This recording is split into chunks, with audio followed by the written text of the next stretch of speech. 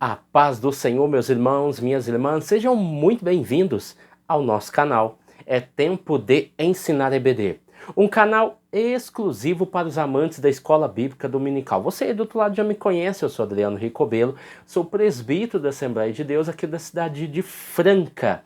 E hoje nós estaremos iniciando a nossa revista do primeiro trimestre de 2025. A lição bíblica dos jovens. Vai ser uma revista maravilhosa, uma revista que tem um tema, um assunto em um livro bastante importante para a nossa fé cristã. E antes de nós iniciarmos esse sumário, essa introdução do sumário, que é importante para cada professor, você professor dos jovens, é muito importante que nós possamos entender como funciona esse plano de aula do professor e o que é que ele vai abordar. Então é importante trabalhar essa sequência. Eu gosto de trabalhar muito a ideia da sequência para professores, para que o professor não fique pegando lições e temas aleatórios durante o trimestre. Isso ajuda demais, tá bom? Então, antes de nós iniciarmos, gostaria de pedir para você aquele like do céu, aquele like abençoado, que tem feito o nosso canal crescer. Também não deixe de comentar nos nossos vídeos, não deixe também de compartilhar, porque isso é muito importante, tá bom? Então, o tema da nossa lição é a verdadeira religião. Esse é o tema central do nosso trimestre, da nossa revista para os jovens. Lembrando que eu ministro aula para os jovens e também para a sala dos adultos, e a minha esposa, a psicóloga Daniela Ricobelo, ministra a revista dos adolescentes, tá bom?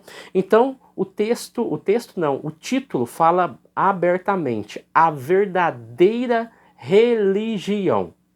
O subtítulo, ele traz um convite, ou seja, é a mesma ideia que o autor trouxe na revista passada, que falou sobre a sabedoria, fazendo um convite. No caso aqui, é um convite à autenticidade na carta de Tiago. Não é a autenticidade de Tiago, é a autenticidade na carta de Tiago. Ou seja, aquilo que é autêntico é aquilo que pode ser aproveitado, é aquilo que tem valor, é aquilo que tem importância. Então, a autenticidade da carta de Tiago faz com que ela tenha crédito para a nossa fé cristã. Então vamos lá, nós iremos estudar a revista do comentarista pastor Eduardo Leandro, que vai nos trazer aí um contexto bastante interessante. Antes de nós entrarmos aqui no nosso sumário, é importante definir que nós iremos estudar na íntegra o livro de Tiago, ou Epístola Universal de Tiago, que começa no capítulo 1, versículo 1, até o capítulo 5, versículo de número 20.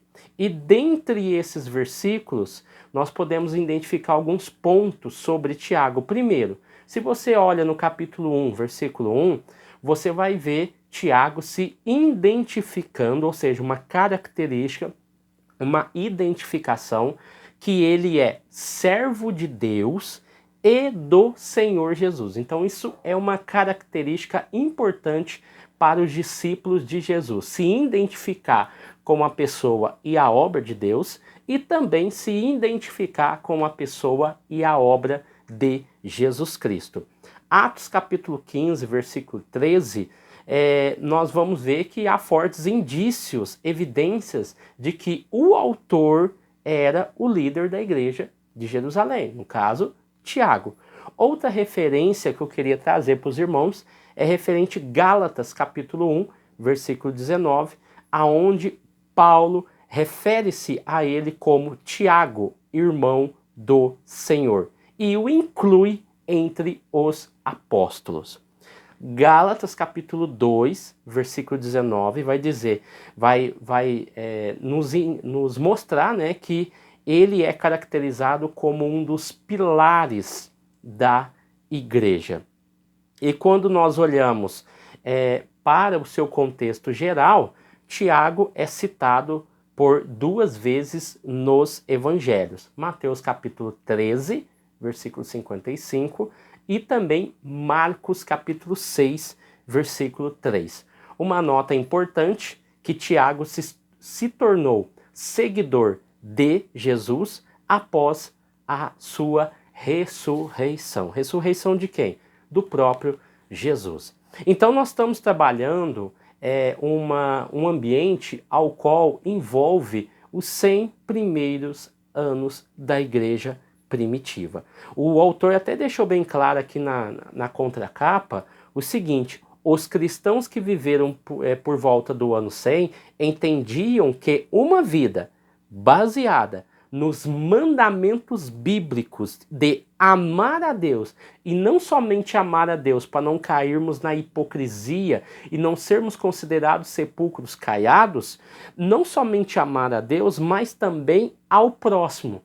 Então eram duas vertentes importantíssimas para o cristão. Por quê? Era essencial para a identidade, como eu me apresento, como eu me comporto e como eu lido com a situação.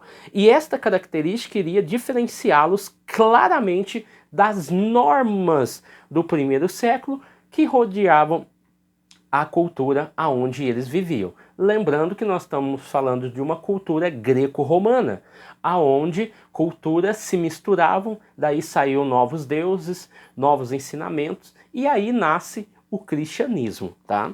Então, basicamente seria essas informações já nesse primeiro encontro, nesse primeiro momento. Agora nós vamos falar sobre o sumário, e eu pediria uma atenção especial aqui. Por quê?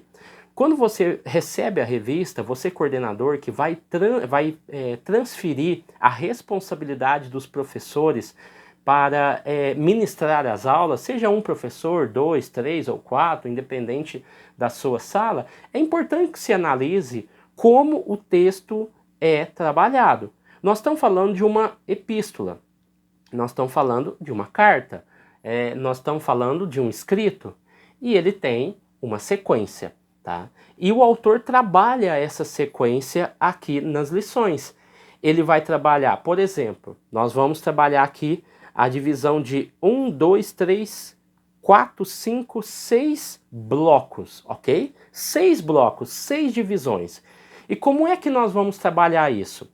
Eu analisando a revista, eu vi que o autor trabalha com capítulos. Então esses capítulos nos ajudam a definir a sequência das lições e como é importante que cada professor pegue essa sequência para que não haja atrito ou divergência, embora nós estamos professando a mesma fé. Então, quando você olha para a lição de número 1, a lição 2 e a lição 3, eu tenho aqui um bloco, onde vai trabalhar a autenticidade, as provas e tentações e a prática da palavra. E aqui o autor vai trabalhar todo o capítulo 1. Na lição de número 1, ele trabalha o capítulo 1, do versículo 1 ao 4. Na lição 2, capítulo 1, do 12 ao 16. Na lição 3, do 19, versículo 19 ao 27. Então, lição 1, 2 e 3 trabalha o capítulo 1. Então é importante que se tenha isso em mente, ok? Até para evitar de professores que vão dar aula e fica viajando, vai para Gênesis, vai para Apocalipse e vira uma salada mista. Não, irmãos, é importante entender que ele vai trabalhar capítulo por capítulo, tá? E a lição de número 4 e a lição de número 5 vai trabalhar o capítulo 2, porque ele vai falar sobre a parcialidade e sobre a fé morta. A lição de número 4, ele trabalha o capítulo 2, versículo 1 ao 13. A lição de número 5, ele trabalha do versículo 14 ao 26 do capítulo de número 2. Então ele encerra esse ponto. Percebam que a lição de número 6 e a lição de número 7 trabalham o capítulo de número 3. A lição de número 6, versículo 1 ao 12. A lição de número 7, do 13 ao 18. No caso, o versículo.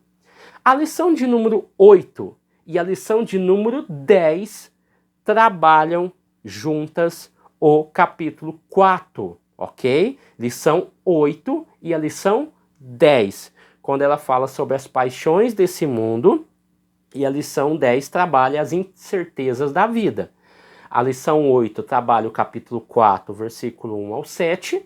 E a lição de número 10, capítulo 4, do 13 ao 17. Percebam que a lição de número 9 não está dentro do livro de Tiago. Não é a ênfase do texto áureo, ok? Então aqui ele vai trabalhar o julgamento alheio. Muito provavelmente ele cita alguns versículos, mas o texto-chave é Mateus capítulo 7, do 1 ao 5.